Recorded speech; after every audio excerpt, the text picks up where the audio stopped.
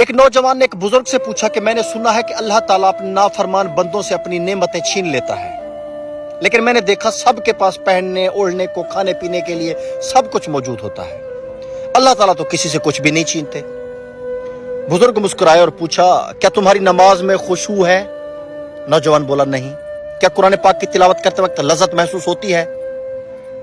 بولا نہیں۔ کیا 5 وقت کی نماز پابندی سے پڑھتے ہو؟ نوجوان بولا نہیں۔ کیا نیکی کرنے کی طرف دھیان جاتا ہے؟ بولا نہیں۔ کیا زبان اللہ کے ذکر کی عادی ہے؟ نوجوان بولا نہیں۔ تب بزرگ نے جواب دیا یہی اللہ کی وہ نعمتیں ہیں جنہیں وہ اپنے نافرمانوں سے چھین لیتا ہے۔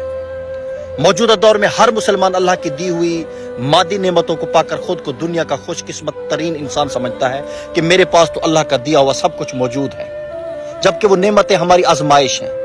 اصل نعمتیں وہ ہیں جو ہمیں اللہ کے قریب لے جائیں اور اس کا عبادت گزار اور شکر گزار بندہ بنائیں، لیکن وہ ہمیں نصیب نہیں ہے۔